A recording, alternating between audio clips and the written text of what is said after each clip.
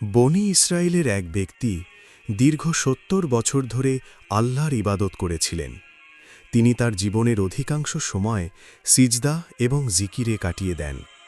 কিন্তু শয়তানের প্ররোচনায় জীবনের এক পর্যায়ে এসে তিনি এক মহিলার সাথে টানা ৭ দিন বা ৭ রাত মহাপাপে বা গুনাহে লিপ্ত হন।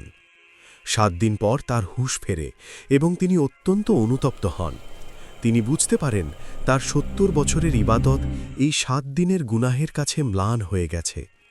তিনি আল্লাহর ভয়ে ঘর ছেড়ে বেরিয়ে পড়েন এবং মরুভূমিতে পাগলের মতো ঘুরতে থাকেন। পথে তিনি এক মুসাফিরখানায় আশ্রয় নেন, যেখানে অত্যন্ত দরিদ্র ও ক্ষুধার্ত মানুষেরা ছিল। সেই সময়ে এক ব্যক্তি সেখানে রুটি বিতরণ করছিলেন। ভুলবশত সেই পাপিষ্ঠ ব্যক্তিকেও একটি রুটি দেওয়া হয়, যদিও সে সেখানে খাবারের লাইনে ছিল না। লোকটি যখন রুটিটি হাতে পেলেন, তিনি দেখলেন তার পাশেই এক ক্ষুধার্ত মানুষ করুণ দৃষ্টিতে তাকিয়ে আছে। নিজের চরম অভাব এবং মানসিক অস্থিরতা সত্ত্বেও তিনি সেই এক টুকরো রুটি ওই ক্ষুধার্ত ব্যক্তিকে দান করে দেন। কেয়ামতের দিন সেই ব্যক্তিকে আল্লাহ তাআলার দরবারে উপস্থিত করা হবে। মিজান অর্থাৎ আমলের পাল্লা স্থাপন করা হবে। এক পাল্লায় রাখা হবে তার দীর্ঘ ৭০ বছরের ইবাদত, আর অন্য পাল্লায় রাখা হবে মাত্র ৭ দিনের এক ভয়াবহ গুনাহ। সবাই বিস্ময়ে দেখবে ৭ দিনের সেই গুনাহের ওজন ৭০ বছরের ইবাদতের চেয়েও ভারী হয়ে গেছে। লোকটি তখন ধ্বংসের একেবারে দ্বারপ্রান্তে পৌঁছে যাবে। ঠিক সেই সংকটময় মুহূর্তে তার জীবনে করা একটি ক্ষুদ্র কিন্তু খাঁটি আমল, এক টুকরো রুটি সদকা করার কাজটি মিজানে তুলে ধরা হবে।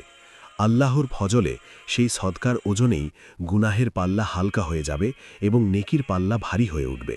অবশেষে আল্লাহ তাআলা তার অসীম রহমতে তাকে ক্ষমা করে দেবেন এবং জান্নাত দান করবেন।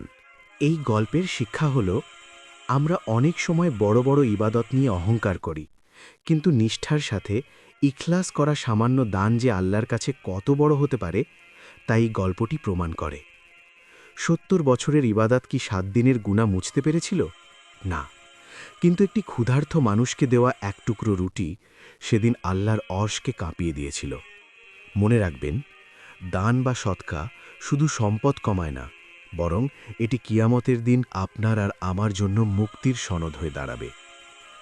এই ঘটনাটি ইমাম আবদুল্লাহ ইবনুল মুবারক রাহিম তার বিখ্যাত কিতাব উজ্জুহাদ গ্রন্থে এবং ইমাম ইবন আবিদ দুনিয়া তার সংকলনে বিভিন্ন বর্ণনায় উল্লেখ করেছেন। এমন আরও ভিডিও পেতে আমার চ্যানেলটি সাবস্ক্রাইব করে পাশে থাকুন। আল্লাহ হাফেজ।